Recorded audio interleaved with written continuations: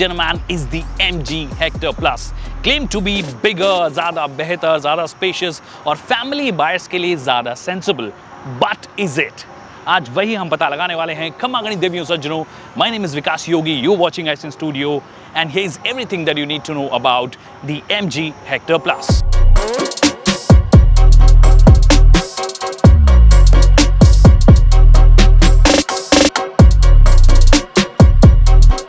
तो अगर आप MG हेक्टर छोड़कर हेक्टर प्लस की तरफ जाते हैं तो डिज़ाइन में क्या प्लस आपको मिलता है उसके बारे में बात कर लेते हैं.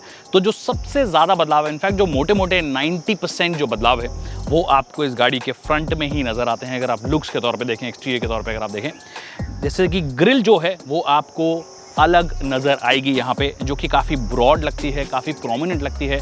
हेक्टर से बेहतर मुझे ये वाली जो ग्रिल है वो पसंद आई है. इनफैक्ट ओवरऑल पोजीशनिंग जो है, चाहे आप ये DRLs की बात कर लीजिए या हेडलैम्प यूनिट की बात कर लीजिए जो नीचे की तरफ दी गई है, वो भी ओवरऑल ज़्यादा बेहतर खिल के आती है हेक्टर प्लस में. बम्पर जो है उसमें बदलाव किया गया है, स्किड प्लेट आपको मिलती है, ऑफकोर्स थोड़ा ग्रेइश सा कलर है.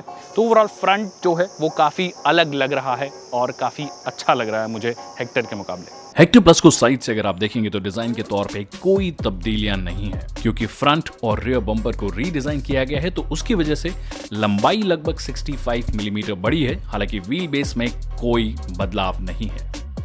रेयर में कुछ एक सटल बदलाव किए गए हैं हेक्टर में, जहां टेल लैंप्स के बीच में एक रेड स्ट्रिप दी जाती है जो कि काफी आफ्टर मार्केट लगती है. उसे हेक्टर प्लस में हटा दिया गया है. बम्पर भी रिवाइज्ड है. तो जहां एक्सटीरियर के मामले में आपको कुछ एक प्लस चेंजेस देखने को मिले थे, प्लस चेंजेस मतलब एडिशनल चेंजेस आपको देखने को मिले थे. फ्रंट में आपको जो है वो कम्प्लीटली नया एक लुक देखने को नज़र आया था. अगर आप अंदर की बात करेंगे, इंटीरियर की बात करेंगे, तो यहाँ पर एक्चुअली लेआउट बिल्कुल वैसा ही है जैसा कि रेगुलर हेक्टर के जैसा है. जो एक मेजर चेंज जो आप यहाँ पे नोटिस करेंगे वो ये है कि ब्राउन फिनिश जो है वो दी गई है. सीट्स जो हैं उन्हें भी ब्राउन कलर में ही रखा गया है. मतलब वो लेदरेट ब्राउन वाला जो कलर है काफ़ी डार्क सा है, जो कि इसे हेक्टर से थोड़ा अलग बनाता है. हेक्टर में अगर आपने देखा होगा तो ऑल ब्लैक थीम वहाँ पे रखी गई है, जो कि मुझे एक्चुअली काफ़ी पसंद है कि ऑल ब्लैक होता है तो एक ओवरऑल स्पोर्टी सा कैरेक्टर निकल के आता है. बट यहाँ पे थोड़ा सा वो मोनोटनी को तोड़ता है, तो इसे थोड़ा सा डिफ्रेंशिएट करने के लिए ही ये कलर कॉम्बिनेशन के साथ में प्ले करने की कोशिश की है.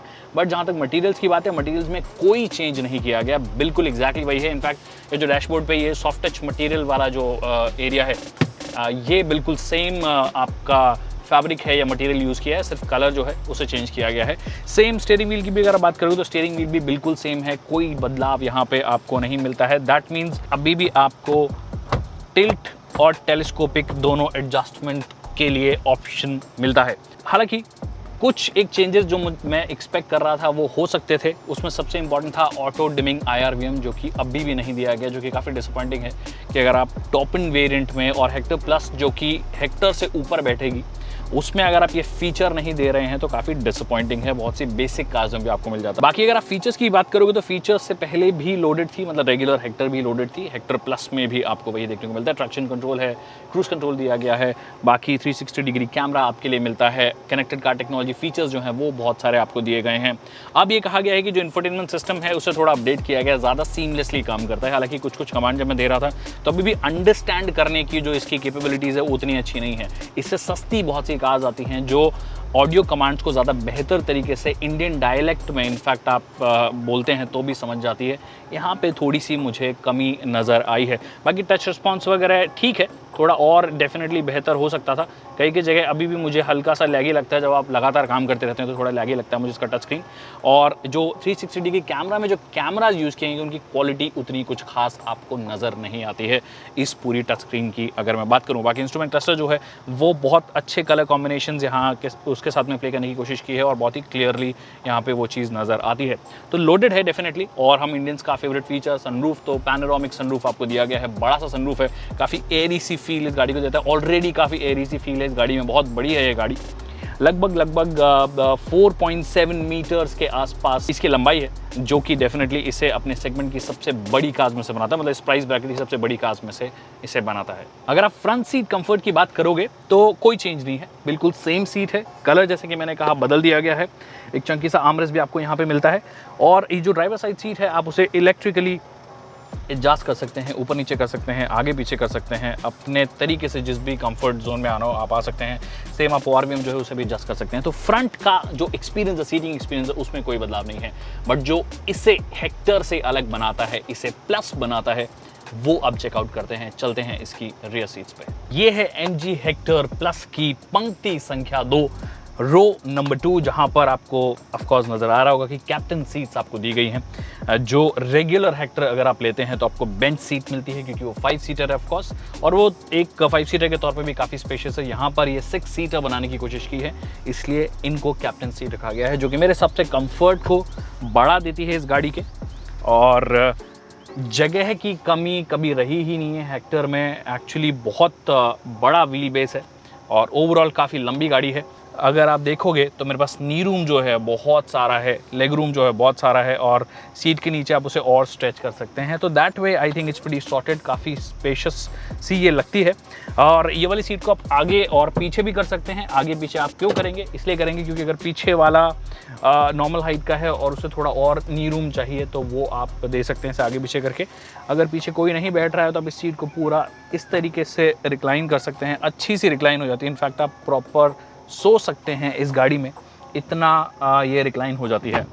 और ये जो आपको आर्मरेस्ट दिया गया है एक्चुअली थोड़ा सा लंबा होता, बट आई थिंक वो थोड़े चैलेंजेस आ जाते हैं फिर सीट को एडजस्ट करने में, बट उतना ज़्यादा मुझे कंफर्टेबल नहीं लग रहा है। हालांकि आप इसे एडजस्ट कर सकते हैं अलग लेवल पे, जैसे यहाँ पे मैं इसको रखना चाहूँ, पर कोई क्यों रखना चाहेंगे आप यहाँ पे मुझे पता नहीं, और अलग अलग लेवल पे रखना चाहूँ तो मैं रख सकता हूँ। जैसे कि यहाँ पे एक सेट है, फिर एक यहाँ पे एक सेट है, पीछे पूरा हो जाता है। अब चलते हैं इस गाड़ी की थर्ड रो सीट पे। तो थर्ड रो सीट को अप्रोच करने के लिए आपके पास 2 ऑप्शन है। जो पहला ऑप्शन है वो एक्चुअली ना काफ़ी ऑप्शन है, थोड़ा बेहतर हो सकता था, क्योंकि आप इसे थोड़ा सा, ये थोड़ी सी टिल्ट हो जाती है, आप इसे थोड़ा आगे करेंगे तो ये इतनी कम जगह है कि अगर आप की फिज़िक थोड़ी ज़्यादा हो या आप थोड़े एज्ड हों तो आपके लिए थोड़ी सी परेशानी हो सकती है। हालांकि आया जा सकता है, मैं भी आ सकता हूँ, बट फिर भी थोड़ा बेहतर हो सकता था।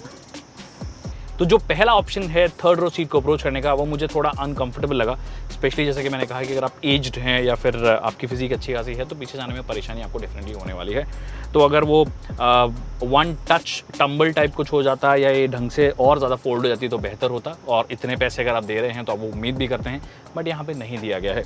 तो अब थर्ड रो सीट को अप्रोच करने का ज़्यादा बेहतर तरीका जो है वो ये है कि आप इसे पीछे कीजिए और इस तरीके से आप पीछे आ सकते हैं। हालांकि ये भी ज़्यादा अगर आपकी फिजिक है तो उसके लिए नहीं है। कहने का मतलब है कि अडल्ट्स जो हैं, जो अच्छी खासी हाइट के हैं या फिर बिल्ड के हैं, उनके लिए ये सीट नहीं होनी चाहिए। अब अगर आप नी रूम की बात करोगे तो नी रूम एक्चुअली सफिशिएंट है, बट दिक्कत ये है कि थाई सपोर्ट के नाम पर यहाँ पर आपको कुछ भी नहीं मिलता है, क्योंकि ये जो आपके जो नीज़ हैं वो हमेशा इस पोजीशन में रहती है। बेस्ट है कि यहाँ पे बच्चे बैठें, बड़े लोगों के लिए ज़्यादा कुछ नहीं है। हालांकि आप ब्लोअर जो एडजस्ट कर सकते हैं, एसी वेंट्स दोनों तरफ दिए गए हैं जो कि कूलिंग काफ़ी ठीक करते हैं, और उसका अगर आपको फ़ैन का जो स्पीड है वो उसे बढ़ाना हो, ब्लोअर का जो स्पीड बढ़ाना हो तो वो भी आप कर सकते हैं। और जो रियर पैसेंजर्स हैं उनके लिए आपको यहाँ पे कप होल्डर्स भी दिए गए हैं, साथ में ये गैन 2 एम्पियर का आपको USB पोर्ट दिया गया जिससे अपना phone on the go charge कर सकते हैं। हालांकि 2 एम्पियर का है, दैट मीन्स बहुत फास्ट तो चार्ज करेगा नहीं, बट हाँ दिया गया है तो आप डेफिनेटली इसे यूज़ कर सकते हैं। और क्योंकि अब ये 6 सीटर बन गई है, दैट मीन्स बूट पे कॉम्प्रोमाइज़ हो जाता है। जब थर्ड रो सीट भी आ जाती है तो बूट आपको बहुत ही लिमिटेड मिलता है, और यहाँ पर भी ऐसा ही। हालांकि अच्छी बात ये होगी कि अगर आप बूट को एक्सेस करना चाहते हैं तो वो कंपैरेटिवली आसान हो गया है। अगर आपके हाथ में चाबी है या पॉकेट में अगर आपकी चाबी है और आप अगर अपना पाँव लेफ़्ट स्वाइप करेंगे तो ये ओपन हो जाता है। हालांकि ये थर्ड अटैम्प्ट है जब मैं इसे खोल पाया हूँ, तो उतने अच्छे से, मतलब जब आप इसे यूज़ करना शुरू करेंगे तब शायद आपको समझ में आ जाएगा कि किस एंगल से कहाँ से स्वाइप करने से खुल जाएगा, बट मुझे थर्ड अटैम्प्ट लगा है ये करने में, तो ये थोड़ा सा और सीमलेसली डेफिनेटली हो सकता था। हालांकि जैसे मैंने कहा था कि बूट जो है वो काफ़ी लिमिटेड है। आपको दिख रहा होगा कि 2-3 बैग्स आ जाएँ छोटे तो वो आ जाएँ, बाकी बहुत ज़्यादा सामान आप डेफिनेटली नहीं रख सकते हैं। मैं आपको अगर जो हम बिलांग से नाप के बताता हूँ उस हिसाब से बताऊँ तो 1.5 बिलांग का ये बचा है, तो उसमें ज़्यादा बचता नहीं है। हालांकि अगर आप ये सीट यूज़ नहीं कर रहे हैं पीछे वाली, तो आपके लिए फिर अच्छा खासा जगह जो है वो हो जाएगी, क्योंकि ये ऑलमोस्ट फ्लैट फोल्ड हो जाता है। तो अगर आप 4 लोग ट्रैवल कर रहे हैं और ढंग के सूटकेसेस भी हैं, ज़्यादा सूटकेसेस भी हैं, तो ये कम्प्लीटली फ्लैट हो जाता है। वो वाली सीट को थोड़ा सा आगे करना पड़ेगा ऑफकोर्स, तब ये कम्प्लीटली फ्लैट हो जाएगा। तो इंटीरियर और एक्सटीरियर में जो बदलाव किए गए वो मैं आपको ऑलरेडी बता चुका हूँ कि क्या प्लस आपको मिलता है एक्सटीरियर और इंटीरियर में, क्या परफॉर्मेंस वाइज भी आपको कुछ प्लस, कुछ एडेड अच्छा मिलेगा जो कि MG हेक्टर को ओवरऑल बेहतर बनाने में मदद करेगा, मतलब हेक्टर प्लस को बेहतर बनाने में मदद करेगा। वैसे एक्चुअली कोई भी बदलाव नहीं है। इनफैक्ट इंजन जो है उसमें भी ट्यूनिंग में भी कोई बदलाव आपको नज़र नहीं आएगा। बिल्कुल सेम कॉन्फ़िगरेशन है, सेम इंजन है, सेम पावर आउटपुट है। 170 bhp के आसपास ये पावर निकालता है, 170 PS बेसिकली 168 bhp के आसपास पावर निकालता है और 350 न्यूटन मीटर्स के आसपास ये पीक टॉर्क निकालता है। वही इंजन है जो कि फिएट से MG भी सोर्स करता है, इसका डायरेक्ट राइवल टाटा हैरियर भी सोर्स करता है, जीप कंपस में भी वही आता है। Now what's good about this engine is कि इसकी मिड रेंज जो है वो बहुत ही शानदार है। आप किसी भी गाड़ी में इसे चलाएंगे तो ऐसा लगता नहीं है कि पावर की कमी है, एक्सेप्ट ऑफ कोर्स जब तक टर्बो लैग रहता है, जब तक टर्बो किक इन नहीं होता है, तब तक आपको वो थोड़ी कमी ऑफ कोर्स हो सकता है आपको लगे, स्पेशली बिलो 1800 RPM। तब तक टर्बो अपना काम करना चालू नहीं करता है और उसकी वजह से थोड़ा बहुत ट्रैक्टेबिलिटी वाइज इशू आता है, जो कि यहाँ पर भी है ऑफ कोर्स।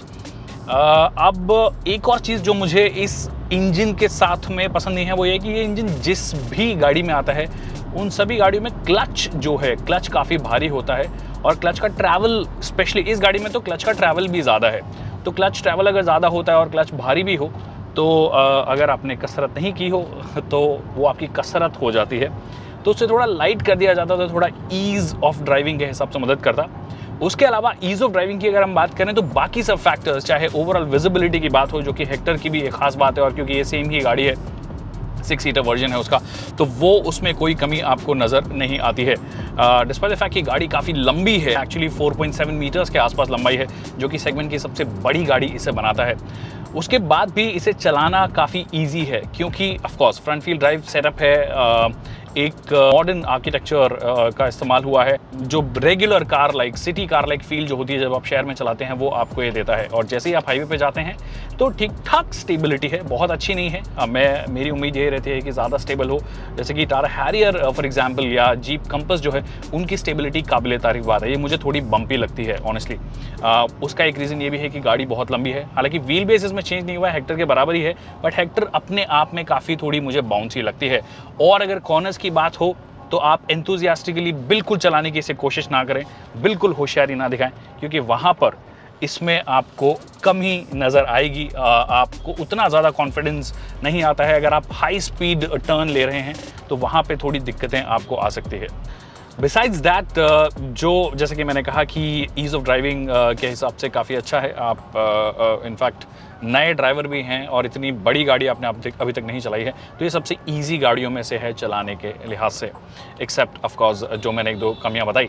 बाकी अगर स्टीयरिंग फीडबैक की आप बात करोगे तो steering feedback I won't say this is the most exciting, most precise one, but शहर के हिसाब से काफ़ी लाइट है और हाईवेज पे ठीक ठाक वे अप हो जाता है, जो कि आपको कॉन्फिडेंस भी ऑफ कोर्स देता है। अब अगर आप बात करें कि राइड क्वालिटी कैसी है, तो राइड क्वालिटी के हिसाब से लगभग रेगुलर अंडुलेशंस को इजीली ध्यान रख लेता है। इस गाड़ी में जो मैंने ट्रैवल किया है वो जो फर्स्ट 2 रोज़ उनमें ट्रैवल किया है और वहाँ पे मुझे कोई परेशानी नज़र नहीं आई है। लास्ट रो सीट पर कैसा है रियर सस्पेंशन का, वो मुझे अगर जब तक थोड़े लंबे टाइम तक नहीं मिलेगी और मैं इसे थोड़े ख़राब रास्तों पर नहीं चला लूँगा तब तक नहीं पता पड़ेगा। बाकी ब्रेकिंग जो है वो मुझे इसकी अच्छी लगी है, काफ़ी प्रोग्रेसिव से ब्रेक हैं और अगर पैनिक ब्रेकिंग में भी हैं तो कोई परेशानी आपको नहीं होती है। अच्छी स्टॉपिंग पावर ही आपको ओवरऑल ऑफर करती है। रुपीज 13.49 लाख से लेकर रुपीज 18.54 लाख के बीच में प्राइस की गई MG Hector plus regular Hector से लगभग 65,000 रुपीज महंगी है, पर उस डिफरेंस में आपको बहुत कुछ नयापन मिलता है।